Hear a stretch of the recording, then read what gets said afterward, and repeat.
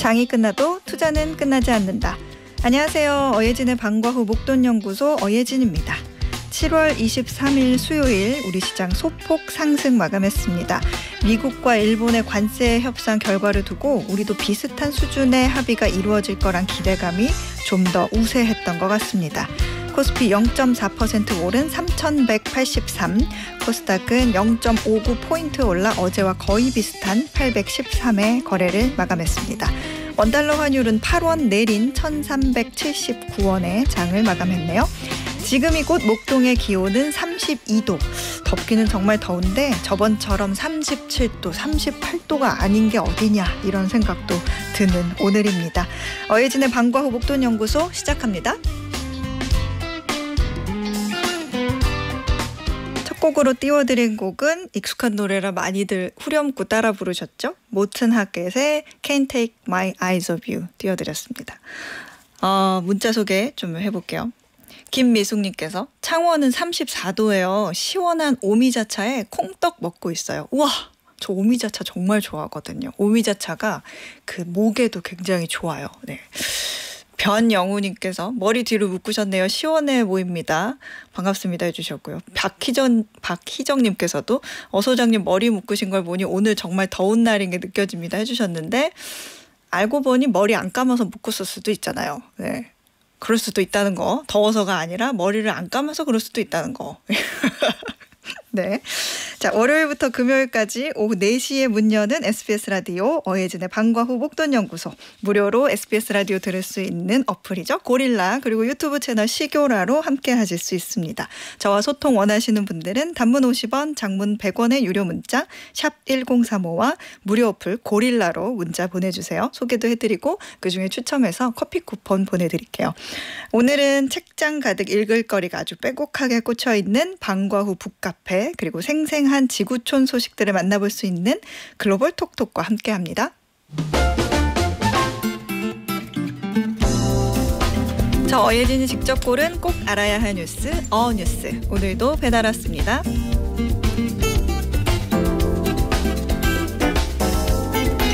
국민 모두에게 1인당 15만 원씩 지급된 민생회복 소비 쿠폰이 온라인 중고 플랫폼에서 13만 원에 팔리고 있답니다.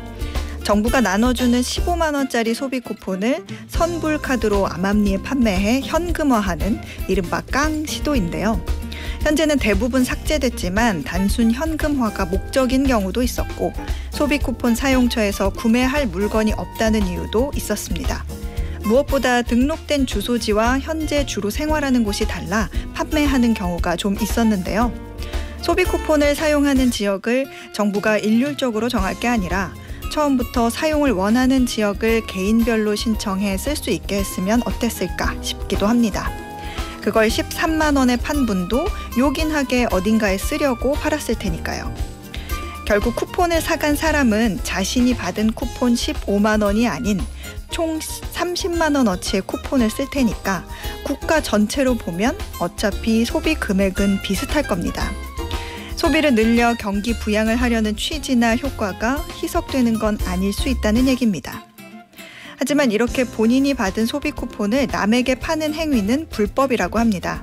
적발될 경우 15만 원을 환수하고 형사처벌도 받을 수 있다는 게 정부의 설명입니다. 사실 이런 일들은 소비 쿠폰을 나눠줄 때마다 다른 나라에서도 종종 생겼던 일입니다. 1999년 일본에서도 지역지능 쿠폰이라는 이름으로 1인당 2만 엔어치의 상품권을 8,700만 명의 일본 국민들에게 나눠준 적이 있는데요. 일본에서도 당시에 그 쿠폰을 주변 사람들에게 팔아 현금화하거나 가게에서 물건을 사지 않고 상품권만 넘겨주는 대신 가게 주인에게 현금을 받아 쓰는 경우가 많았다고 합니다. 그래서 당시에도 어차피 구매해야 하는 쌀 같은 필수품을 상품권으로 구매하게 되면 사실상 소비 진작 효과가 없는 게 아니냐는 논란도 있었죠. 돈을 쓰겠다는 사람을 못 쓰게 하는 것도 참 어려운 일이지만 돈을 안 쓰고 아끼겠다는 사람이 돈을 쓰도록 만드는 것도 참 어려운 일인 것 같습니다. 이상 뉴스였습니다.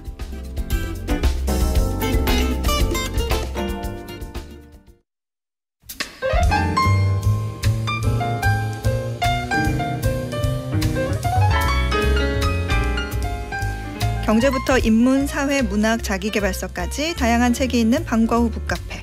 오늘도 예스24 손민규 도서 MD가 책 소개해드립니다. 안녕하세요. 예, 안녕하세요. 예스24 도서 MD 손민규입니다. 오늘 책 이야기하기 전에 저희 농구 얘기부터 좀 해도 될까요? 농구 얘기요? 예, 지난주까지 대한민국 남자 농구 대표팀이 이제 평가전을 치렀습니다. 그 8월부터 피바 아시안컵이 있는데요. 준비하려고 치른 평가전이고요. 일본과 카타르 팀과 두 차례씩 총 4차례 평가전을 치렀고요. 네. 오랜만에 굉장히 대승을 거뒀습니다. 4승 모두 거두면서 이제 농구 팬들 기분 좋게 만든 순간이 있었습니다. 네. 농구가 대표적인 실내 스포츠이고 태생부터 겨울 스포츠이다 보니 날씨 때문에 뭐 취소되거나 이럴 일은 없죠. 그런데 이렇게 더운 날 경기장의 냉방 시스템이 고장난다. 이랬을 때 어떻게 될까라는 상상을 좀 해봤습니다. 그런 그와 관련한 주제로 이제 책이 나온 게 있더라고요. 네. 1도의 가격이라는 책입니다. 1도의 가격, 숫자 1도. 네. 이 책을 쓴 사람이 그 박지성 와트스쿨 교수입니다. 네. 참 외우기 쉽죠. 축구 선수 박지성이 아니라 그러네요. 환경 경제학자 박지성이고요. 한국에서 학창 시절을 보내고 이제 미국으로 건너가서 한국계 미국인으로서 이제 오랫동안 그 연구하면서 기후 변화가 경제에 미치는 영향을 연구했습니다. 1도의 가격이라는 책은 미국에서 먼저 일단 출간됐고요. 좋은 평가를 받으면서 또 한국에도 이제 소개됐습니다. 그렇군요. 1도의 가격이라는 것과 농구 경기. 사실 뭐 그런 건 있죠. 기후변화는 이제 단순히 너무 덥다. 비가 너무 많이 온다. 그 정도의 문제가 아니라 극단적인 날씨가 경제에 미치는 영향에 대한 연구가 사실 해외에서도 굉장히 많이 나오고는 있는데 이런 1도의 가격에서 뭔가 농구 경기와 기후를 뭔가 연결시키는 그런 내용이 있나 봐요? 예, 맞습니다. 그 기후위기 책이 좀 딱딱하고 약간 또 묵시론적인 그 굉장히 좀 위협하는 듯한 그런 극단적인 사례가 많은데요. 이 책은 그런 것보다는 스포츠 경기 같은 사례를 얘기해주면서 독자들에게 좀 책을 읽게 만드는 힘이 있고요. 농구 역사상 그런 사례가 진짜 있었더라고요. 이제 NBA, 그 미국 프로농구에서 2014년 6월 5일 NBA 파이널 결승팀을 정하는 굉장히 중요한 경기였습니다. 당시 결승에서 맞붙은 팀이 샌안토니오 스퍼스와 마이애미 히트였고요. 네. 그 마이애미 히트에는 뭐 지금도 현역으로 뛰고 있는 킹이라고 불리죠. 왕. 르브론 제임스가 전성기였습니다. 그래서 르브론 제임스가 그 뛰고 있는 마이애미 히트가 약간 유리하지 않을까 이런 예상을 했었는데요. 네. 굉장히 중요한 경기인데 하프타임 때부터 에어컨이 고장납니다. 아이고. 예, 그래서 경기장 온도가 32.2도까지 이제 치솟죠. 4쿼터 초반까지는 마이애미 히트가 원정팀으로서 이기고 있었는데요. 결국 역전당하고 집니다. 근데 인상적인 장면이 계속 나오는데요.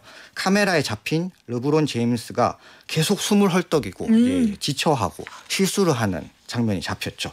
이러면서 이제 음모론도 유행했습니다. 홈팀이 도저히 이길 방법이 없으니까 일부러 고장난 게 아니냐. 이런 경기가 있었고요. 1984년 6월에도 이제 비슷한 일이 벌어졌는데요. 뭐 LA 레이커스랑 보스턴 셀틱스가 파이널에서 맞붙었는데 이제 더위에 익숙했던 보스턴 셀틱스가 이깁니다. 그러니까 36도가 넘는 환경에서 이겼는데 이때도 LA 레이커스는 이제 냉방 시스템이 갖춰진 환경에 익숙하다 보니 이제 보스턴에서의 경기가 굉장히 힘들었던 거죠. 근데 공교롭게 이때도 LA 레이커스에서는 스포츠 스타가 있었습니다. 이제 매직 존슨이라는 슈퍼스타가 있었죠. 저희 학교 선배예요. 아, 그렇군요. 네. 근데 결국에 더위 때문에 실력 발휘를 하지 못했다 그런 건데 더운 거는 사실 이긴 팀도 마찬가지여서 어떻게 보면 약간 좀 변명처럼 느껴질 수도 있을 것 같은데. 예, 실제로 그 1984년 언론 보도가 대부분 다 그런 내용이었습니다. LA 레이커스가 우승을 향한 정신무장이 안 됐다, 나약했다라고 얘기를 하는데요. 이제 분명한 것은 더위에 익숙하지 않은 팀 선수들이 더위라는 상황에서는 자신의 역량을 제대로 발휘할 수 없다는 점이고요. 스포츠 경기보다 1도의 가격에서 좀 더 비중 있게 서술하는 내용은 교육 쪽입니다. 교육. 네, 우리가 시험을 치잖아요. 한국도 수능이라는 큰 시험이 있는데 미국에서도 시험을 치는데 날씨가 더운 환경에서 시험을 치니까 점수가 낮아지는 거죠. 교육이 잘 안 이루어진다는 의미가 있는데요. 이런 부분 굉장히 좀 비중 있게 얘기하고 있습니다. 그렇군요. 하긴 뭐 일단 더우면 집중도 잘 안 되고 졸리고 그렇잖아요. 근데 이게 개인이 어떻게 할 수 없는 부분이거든요. 네. 우리나라만 해도 뭐 수능이 좀 가을이나 이제 초겨울에 치니까 좀 다른 부분이긴 한데 네. 더운 날 냉방 시스템이 안 갖춰진 학교에서 시험을 쳐서 성적이 안 나와서 원하는 학교에 진학을 못하고 그러다 보니 그 일자리 선택에도 제한이 있다 보면 그 사람 인생이 완전 바뀌는 거거든요. 안 좋게 바뀌는 건데 이런 연쇄 효과에 대해서 이제 경제적 효과에 대해서 측정을 하고 있고요. 사실 농구라든지 뭐 학교 시험 같은 경우는 네. 실내에서 이루어지는 행위잖아요. 네. 실내 활동조차도 이제 온도가 높아짐에 따라서 비효율이 발생하는데 이제 농업이라든지 건축 이런 분야에서는 훨씬 더 안 좋은 영향이 그렇죠. 있겠죠. 네. 그렇군요. 이게 그 몇 년 전까지만 해도 기후 위기에 관한 책이 이제 북극 빙하가 없어지면 북극곰의 터전이 사라진다. 네. 뭐 이런 단순한 논리였는데 이제는 사실 기후변화라는 거는 경제와 뗄래야 뗄 수 없는 거잖아요. 네. 요즘 뭐 극단적으로 굉장히 기후가 쏠리는 게 많아서 비가 와야 하는 곳에는 비가 안 오고 안 와도 되는 곳에는 과도하게 쏟아지는 네. 그리고 뭐 허구한 날 불이나 이런 거나 뭐 그 지역의 농업, 교통 이런 공급망을 차단하는 일도 생기잖아요. 그러니까 결국에는 그런 농산물이든 뭐든 가격이 오를 수 있는 공급망이 차단되니까. 1도의 가격 책에도 이 더위와 인간의 어떤 경제 활동에 대한 설명이 좀 녹아져 있다는 거죠. 네, 주로 그 경제적 손실과 이제 편익이라는 측면에서 기후 위기를 바라보자라고 얘기를 하고 있고요. 크게 두 가지 얘기를 합니다. 네. 기후 위기라는 게 결국은 더워지는 것. 지구 온난화인데요. 네. 이 온난화 속도를 좀 늦추는 노력이 필요합니다. 이미 하고 있지만 더 열심히 해야 되고요. 뭐 지금도 그 이미 높아진 온도이죠. 당장 우리나라도 느끼잖아요. 네. 예전에 6월이나 7월이 이렇게 덥지 않았거든요. 저도 찾아보니까 올해 6월이 대한민국 기상 관측 역사상 가장 평균 기온이 높은 6월이었다고 그러니까요. 하더라고요. 이렇게 더워진 세상에서 살아갈 수 있는 사회 인프라를 구축하는 게 필요한 거죠.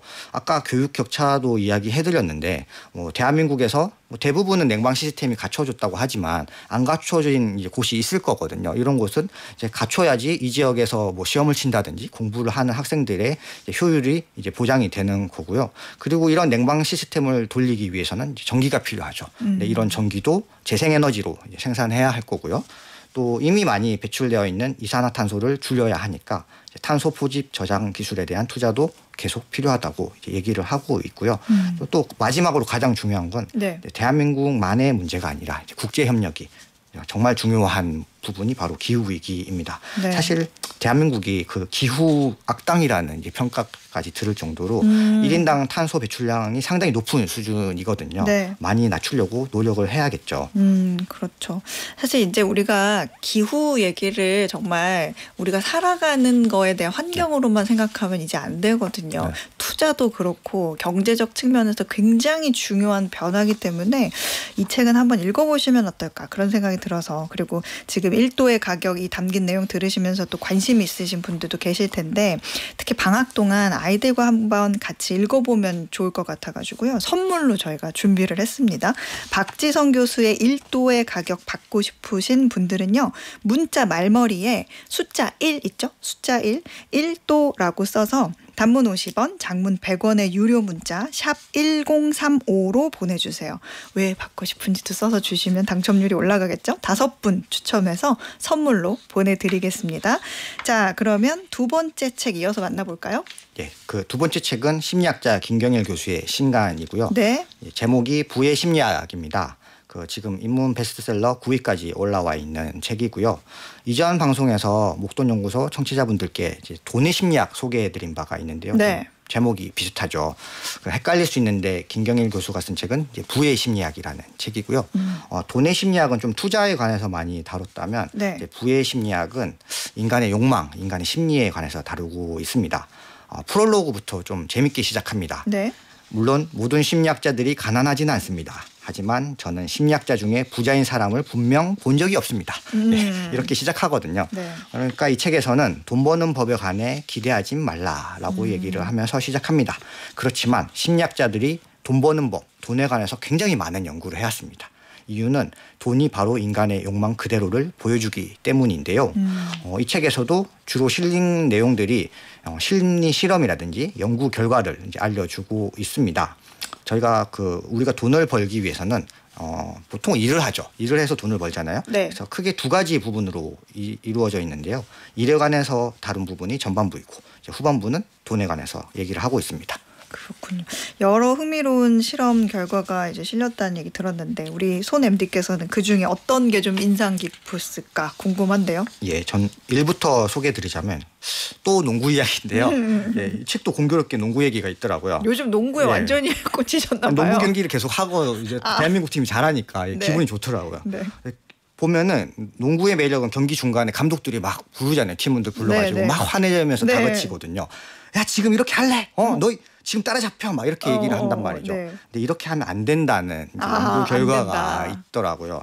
그러니까 심리적 동점 효과라는 부분에서 설명을 하는데요. 네. 이제 쫓고 쫓기는 관계, 점수 차이가 나는 그 상황이 있을 테고 이제 동점인 상황이 있을 텐데 두 가지 상황 중에서 어떤 상황에 선수들이 제 능력을 발휘하느냐 실험을 해보니까 네. 동점인 상황에서 자신의 능력을 잘 발휘를 하는 거죠. 어떻게 도출된 결론이냐고 하면 농구에서 자유투 있잖아요. 자유투 확률을 봤더니 점수 차이가 나서 쫓고 쫓기는 관계보다는 동점인 상황에서 이제 확률이 높아지는 거죠. 이걸 기업이나 조직 문화에 적용을 한다면 우리가 계속 이런 식으로 일하면 경쟁사에 밀립니다. 이렇게 얘기를 많이 하시죠. 리더들이. 그렇게 얘기를 할 게 아니라 현재 지금 우리 경쟁사와 굉장히 치열하게 다투고 있다. 올해 1위는 어떻게 될지 모르지만 열심히 해보자. 이렇게 얘기를 하라고 하는 연구 결과가 있었습니다. 그렇군요. 또 하나는 뭐가 있어요? 돈에 관한 부분은 낭비, 과소비에 관한 부분이 좀 인상적이었는데요. 네. 미국 신시아 크라이더 교수의 연구 결과라고 합니다. 삶이 불행하지 않는데도 우리가 슬픈 영화를 본다거나 재난 영화를 보면 이걸 과소비로 푼대요. 그러니까 지금 드라마를 볼 때 약간 슬픈 결론이 있으면 그냥 내가 사버리는 거죠.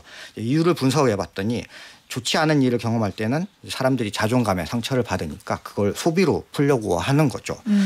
여기서 도출할 수 있는 결론은 그러니까 좀 슬픈 드라마나 이런 거 안 보는 게 이제 좋겠죠. 이제 또 하나 이제 반전이 있는 게 네. 이제 동일한 상황에서도 그게 소비로 풀지 않고 자신의 소비 습관을 유지하는 사람이 있는데 이 사람들은 그런 불행이 왔을 때 이 불행이 나에게 온다라고 생각하지 않고 다른 사람에게도 왔지만 나에게도 왔다 이렇게 얘기를 하는 사람이었다고 합니다. 이제 정리하자면 외로움을 좀 덜 타는 사람, 자신의 주관이 잡혀 있는 사람은 소비를 덜 한다고 합니다. 이제 이런 얘기를 이제 실려 있는 책이 바로 부의 심리학이었습니다. 그렇군요. 마지막 책도 한번 만나보죠.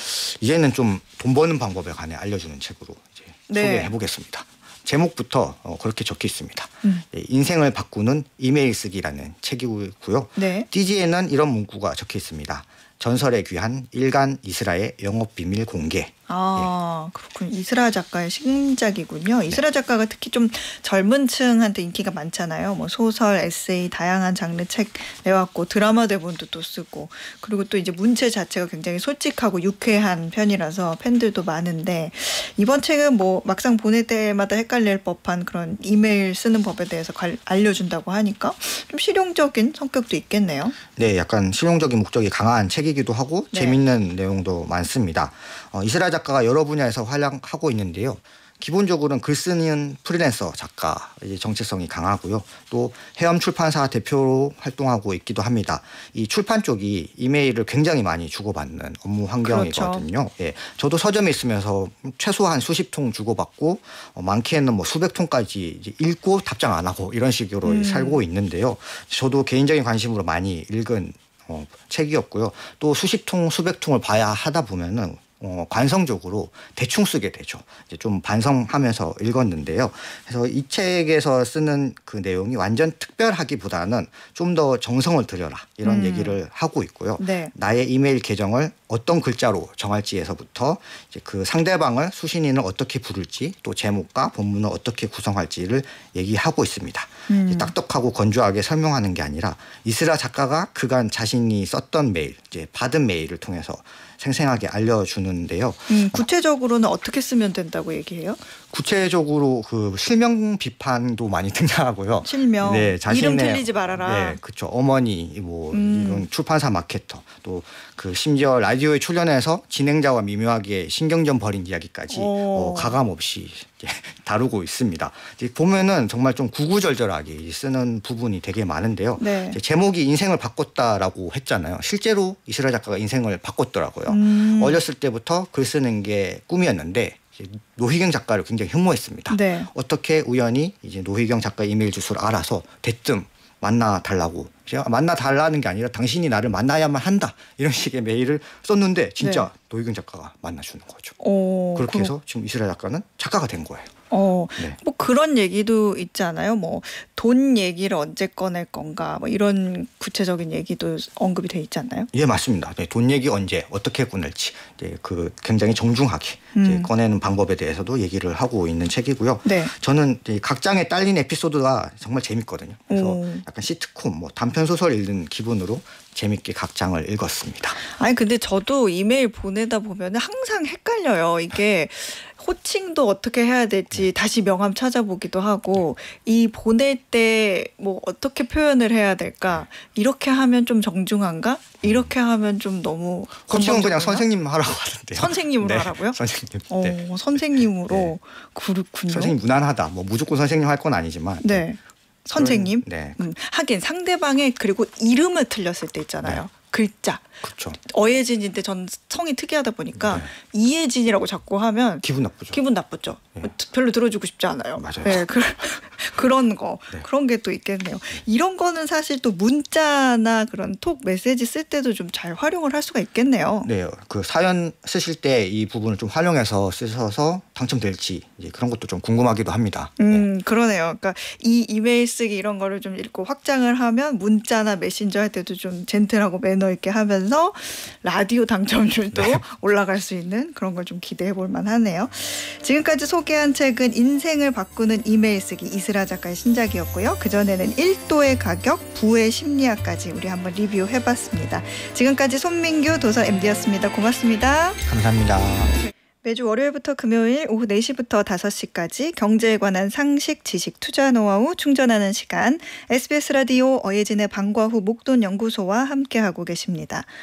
조땡땡님께서 매일 소리 죽이고 눈으로만 보다가 대표님이 외근을 나가셔서 오랜만에 소장님 목소리를 듣고 있지요. 이렇게 첩보 같은 문자를 보내주셨습니다.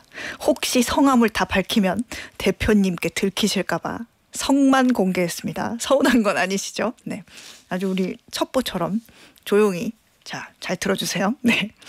박희정님께서 저희 지역은 식자재 마트도 대형마트로 치는지 소비 쿠폰이 사용이 안 되네요. 그래서 동네 식당에서 외식하려고요. 이렇게 보내주셨어요.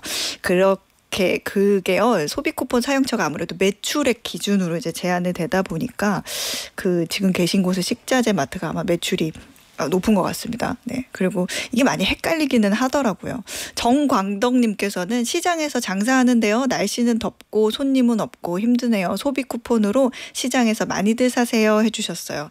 맞아요. 이제 정광덕님 조만간 손님들 많이 몰려올 거예요. 조금만 힘내세요. 저도 시장 가서 구매하려고 딱 받아놓고 기다리고 있어요. 네. 자, 오늘의 퀴즈 풀고 2교시로 넘어가 보겠습니다. 휴가철을 맞아 여행지로 떠나는 분들 많으시죠? 무더위를 피해 휴양지를 찾는 분들도 많지만 요즘은 조금 색다른 여행 방식이 주목을 받고 있습니다. 바로 과거의 전쟁이나 학살, 재난 등 비극적인 사건이 벌어졌던 장소를 찾아 그 의미를 되새겨보는 여행인데요. 대표적인 곳으로는 9.11 테러가 발생했던 뉴욕의 세계무역센터 자리, 폴란드의 아우슈비츠 수용소, 그리고 우리나라의 비무장지대 등이 있습니다. 자, 여기서 퀴즈.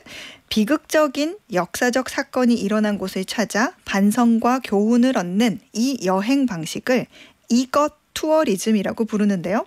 다음 중 이것에 들어갈 단어는 무엇일까요? 보기 있습니다. 1번 화이트 투어리즘, 2번 다크 투어리즘, 3번 핑크 투어리즘. 힌트를 드리면 제일 어두운 거 고르시면 돼요. 네, 제일 어두운 거. 정답 아시는 분들은 단문 50원, 장문 100원의 유료 문자 샵 1035나 무료 어플 고릴라로 보내주시면 됩니다. 당첨되신 분들 가운데 추첨해서 편의점 상품권 보내드릴게요.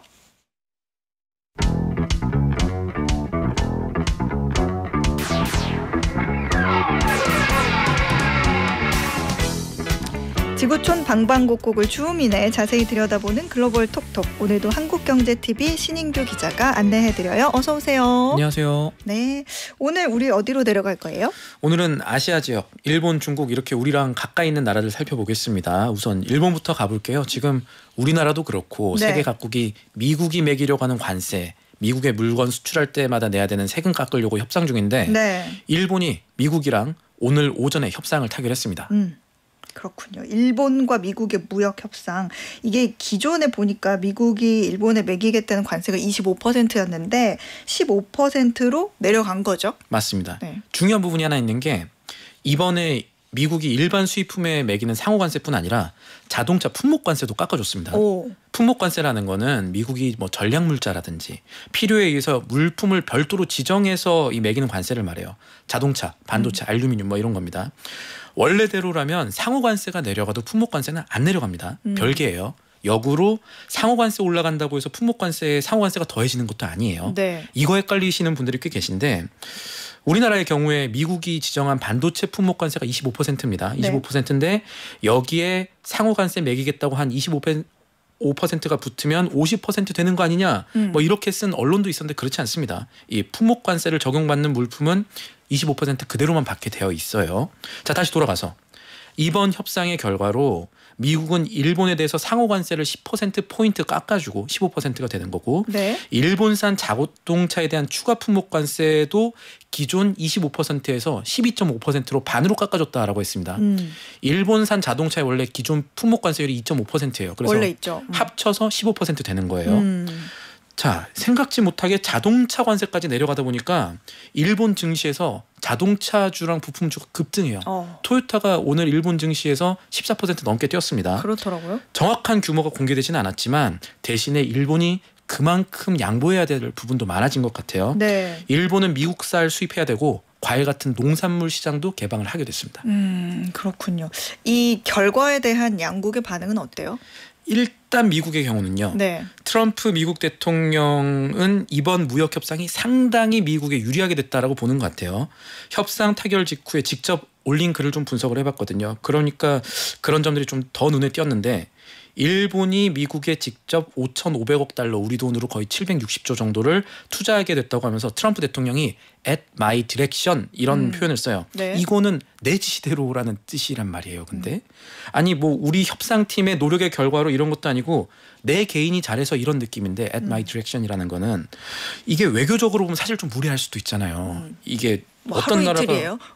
그렇긴 하지만 내 지시대로 뭘 했어라고 그 다른 나라가 했다는 게 네. 어쨌든 이런 표현까지 등장했다는 거는 이번 협상 결과가 나중에 트럼프 행정부에 공적으로 평가받을 가능성이 높다고 지금 생각하는 것 같고 그 공을 트럼프 자신이 가져가려는 시도로 해석이 가능할 겁니다. 그렇겠죠. 그리고 일본 같은 경우에 네.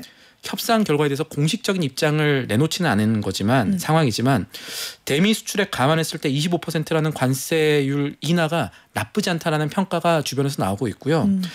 대신에 이제 쌀 시장 개방을 했다는 거에 대해서 반발을 좀 우려하고 농민들의 걱정을 정치권이 좀 미리 씻어내려는 발언들 나오고 있습니다. 이시바 시게루 총리가 관련해서 이번 합의에 농업을 희생시키는 내용은 일절없다라고 하기도 했습니다. 그렇군요. 우리나라가 사실 미국과의 관계에서 늘 일본을 좀 참고하는 그런 경향이 있는데 맞아요. 이번 미일 무역 협상 결과를 봤을 때 아직 미국과 협상을 마무리 짓지 못한 우리나라한테는 좀 어떤 시사점이 있을까요? 두 가지 생각을 해볼 수가 있을 것 같아요. 하나는 시장의 관점에서만 보면 이번 협상으로 상호관세뿐 아니라 품목관세도 내려갈 수 있구나라는 기대가 생겼습니다. 그러니까 말씀하신 대로 미국이 일본과 비슷한 방식으로 한국과 협상하지 않을까라는 심리겠죠. 그래서 우리나라 증시에서도 오늘 자동차주가 상승을 많이 했는데 그거를 여기서 찾을 수 있을 거고요. 또 하나 미국 정부가 우리나라에 제시한 상호관세율이 25%입니다. 일본이랑 같았죠. 이거를 깎아주는 대신에 미국이 요구해온 것들 농산물 시장 추가 개방이라든가 그리고 방위비 증액 문제는 트럼프 대통령이 우리나라를 꼭 집어서 했던 거거든요. 이거 가시화될 수 있지 않나 하고도 생각을 해볼 수가 있는데 네. 그런데 하나 짚어봐야 될 게 관세라는 건요. 트럼프 일기 때도 있었어요. 근데 다시 낮춰줬어요. 그러니까 무슨 얘기냐면 관세는 미국의 정권 변화라든가 아니면 뭐 수출입 감소가 가시화돼서 미국 경제 큰일 났다라는 얘기 나오면 미국이 알아서 다시 낮춰주는 경우도 있습니다. 물론 그게 얼마나 지속되느냐를 우리가 알 수 없기 때문에 일단 낮추는 게 중요하다고 하지만 네. 실제 트럼프 일기 때 멕시코 관세 낮춰준 경우도 있었거든요. 그런데 한번 협상을 통해서 시장이 열리면요. 이거는 다시 닫히기가 좀 어려워요. 그걸 레칫이라고 하는데 그래서 뭐라고 한다고요? 레칫이라고 해요. 한번 돌아가면 톱니바퀴가 되돌아가기 어렵다라고 이제 레칫 현상이 있다라고 평가를 하는데 네. 이게 단순히 지금 우리 농가들 뭐 반대가 거셀 수 있으니까 뭐 협상을 어떻게 해보자 이런 문제를 떠나서라도 네. 조심스러운 부분이 있다는 얘기고 우리나라가 25일 날 통상 협상을 합니다. 네. 이거를 위해서 우리나라 기획재정부 장관, 통상교섭 본부장 미국 가 있습니다. 근데 지금 이번에 일본 결과 먼저 나왔잖아요. 네. 일본이 무엇을 미국에 내주었는가는 역으로 미국이 아시아 지역에서 무엇을 원하는가 하는 문제와도 같은 거예요. 그래서 이런 점을 고려해서 우리 정부가 협상을 해낼 수 있는가. 그래서 역으로 트럼프 대통령이 자기 SNS에 아주 기뻐해 하지 않는 딜을 한국이 만들 수 있는가. 이걸 좀 지켜봐야겠습니다. 중요한 부분이에요. 그렇군요. 이번에는 또 중국으로 한번 가보죠. 중국에서 아이를 낳으면 정부가 돈을 주는 정책을 지급하기로 했다. 정책을 하고 있다고요? 펼치고 있다? 이게 중국이 저출산 고령화 문제가 중국도 있고 우리나라도 있잖아요. 네. 중국이 이번에 자녀 한 명당 1년에 3,600위안 우리 돈 한 69만 원 정도의 육아 보조금을 지급하겠다. 이거를 전국 단위로 시행하겠다라는 보도가 나왔어요. 1년에? 돈을 많이 쓴다는 거예요. 진짜. 1회가 아니라? 예. 와. 한 명당 1년에. 이게 어느 정도냐면 중국 근로자 평균 월급이요. 네. 2023년 기준으로 10,000위안 정도 돼요. 월급이요. 근데 이거는 베이징, 상하이 같은 대도시 근로자 포함이고요. 네. 그 지방 따라서는 3,600위안이면 거의 한 달 월급이라는 얘기가 그러네요. 많이 주는 거죠. 지금 중국이 돈이 많은 건 아니에요. 정부가. 그러니까요. 뭐 문제 많다고 부채도 맞아요. 많고. 부동산 문제도 있고 그런데도 이런 정책을 펴는 건 그만큼 중국에서 인구 문제가 심해지는 인구 절벽 위기가 눈앞으로 다가왔다라고 볼 수가 있는 거예요. 네. 사실 지난해부터 중국 국무원 그러니까 중국 정부가 자녀를 출산한 가정에 대해서 우리나라랑 비슷하죠. 세액공제, 뭐 출산휴가, 육아휴직 확대, 뭐 주택담보대출 우대 같은 간접적인 지원을 해왔는데 네. 상황이 심각해지다 보니까 아예 정부가 애 없는 부부들 저희가 돈 드릴 테니까 제발 애를 낳아주세요. 이렇게 바뀌고 있는 상황이다라고 보시면 되겠습니다. 그만큼 이제 사회 경제적으로 이제 아이가 없는 게 영향이 나타나기 시작했다는 그러니까 굉장히 좀 중국의 조급한 모습으로 좀 이해를 할 수가 있는데 네. 중국이 사실 그 1978년부터 거의 40년 가까이 한 명 이상 못 낳게 강제했던 나라잖아요. 그렇죠. 네. 그래서 소분홍 세대 나온 거고 우리도 비슷합니다. 뭐 1990년대까지만 해도 둘만 낳아 잘 기르자 이런 표 있고 저희도 2명인데 제 동생이랑 네. 중국은 더했죠. 2015년까지 아이 1명 그리고 이제 2021년 넘어오면서 이제 3까지 괜찮습니다 이렇게 바뀐 건데 네. 왜냐하면 지금 중국이 데이터상 최근 3년 동안 합계 출산율 2.1명을 못 넘었어요. 최신 데이터가 1.0명 정도 됩니다. 그래도 부럽긴 하지만 그렇긴 하죠. 그렇긴 하지만 2.1명 이게 그런 얘기가 있긴 해요. 그 당시에 그 한자녀 정책하던 1978년부터 2015년까지 한 명 이상 낳으면 그 당시에 벌금도 냈어야 됐고 실직도 하게 되고 뭐 그래서 억지로 지워야 하는 그런 경우도 많았잖아요. 근데 이미 낳은 아이들은 그래서 자기 형제의 자녀로 좀 맞아요. 올리거나 호적에 등록 못하고 아니면 부모님 댁에서 몰래 키우는 그런 상황이었는데 그때 한 명씩 낳았던 자녀가 지금 딱 가입 연령이에요. 가입 연령이라는 게 그게 문제인 거예요. 맞네. 그러니까 아기가 태어나는 거에 대한 어떤 두려움이나 불안감을 느낀 세대여가지고 그 감정으로 아이 낳기를 좀 꺼려한다 이런 분석도 있기는 해요. 또 그 당시에 또 아들만 낳다 보니까 한 명만 낳으면 예비 엄마들이 또 부족하네. 맞아요. 그런 상황이 좀 종합적으로 있는 것 같기는 해요. 그거는 그렇고 우리 지금 2.1명 얘기해 주셨는데 합계 출산율. 합계 출산율이라는 게 뭐예요? 합계 출산율이라는 거는 쉽게 말해서 한 명의 여성이 평생 낳는 아이가 몇 명인가 하는 얘기고 합계 용어입니다. 보통 한 나라의 합계 출산율이 통상적으로 2.1이라는 숫자를 못 넘는다면 그 나라의 인구는 앞으로 줄어든다고 보면 돼요. 왜냐하면 남녀 성비가 다르니까. 그래서 중국에서는 중국의 합계 출산율은 2.1보다 조금 더 높아야 된다는 얘기가 있어요. 이건 아까 말씀하신 남아선호 현상이 많은 나라들일수록 그렇게 됩니다. 그렇죠. 우리가 뭐 출산율, 출생률 이렇게 헷갈리시는 분들이 있는데 이 통계학적으로는 출산율이 맞습니다. 출산율. 그러니까 출산율은 이 fertility rate이라고 하는 용어가 따로 있고 출생률이라고 하는 건 birth rate이라는 게 따로 있어서 이거를 좀 구분하시면 좋겠네요. 그만큼 중국 인구 감소 추세가 좀 가파르다는 것 같은데 돈 주는 거 말고 좀 출산율 높이려고 하는 다른 정책들은 없어요? 좀 신기한 것들도 많아요. 이게 중국 공산당이 권력 갖고 있는 나라잖아요. 중국이란 나라가. 다른 나라에 비해서 아무래도 좀 일당에 밀어붙이기 정책, 과격한 정책들이 나오고 있어서 이거를 외신들도 좀 주목을 하는데 이 중에 좀 어떤 이슈가 될 만한 것들 말씀드리면 일단 당에서 이 결혼했는데 아기 안 낳은 여성들한테 전화를 건댑니다. 전화를? 예. 뭐라 그래요?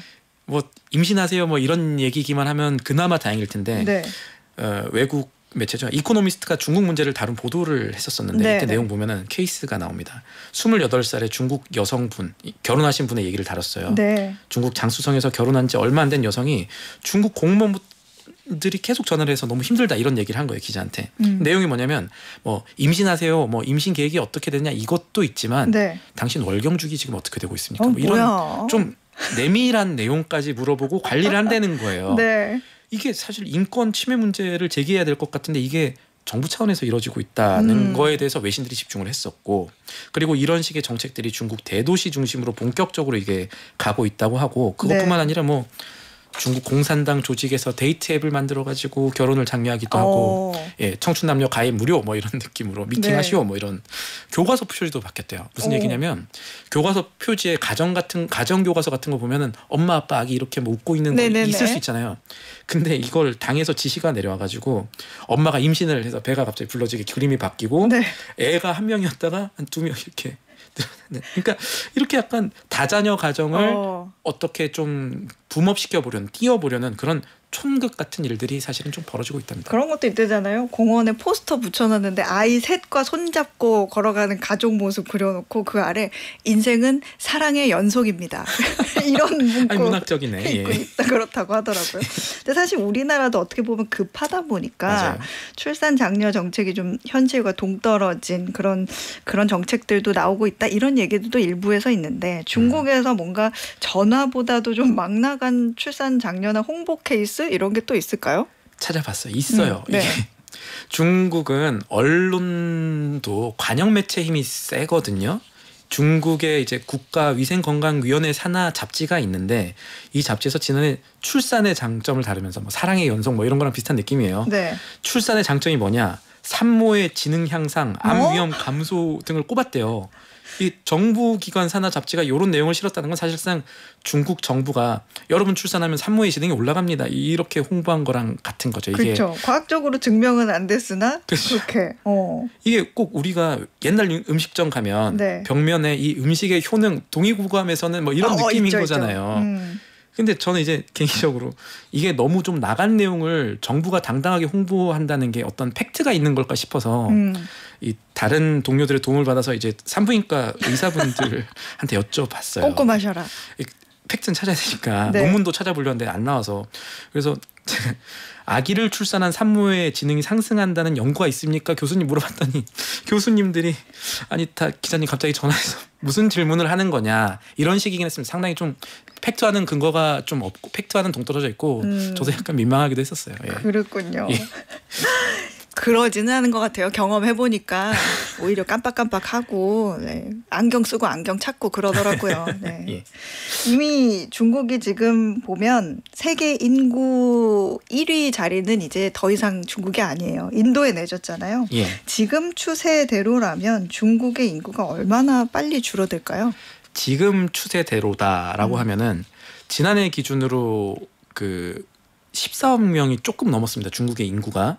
근데 13억 명이었던 중국의 인구가 2050년에는 1억 명 빠집니다. 13억 명 될 거고 2100년 되면은 8억 명이 되는 거예요. 와. 이게 합계 출산율의 무서운 점이에요. 그러네요. 예, 이게 지난해 중국에서 태어난 아기 수가 1000만 명을 못 넘었어요. 954만 명인가 그런데 이게 되게 중국에서는 좀 놀라웠대요. 왜냐면은 지난해가 용띠였거든요. 네. 지난해 태어나면. 아, 중국 용 좋아하는데. 용 좋아요. 그래서 근데 이 정도였다. 토끼띠 아기 대비 용띠의 아기들의 그 수가 항상 6% 이상 많았는데 이번에 그것도 못 넘었대요.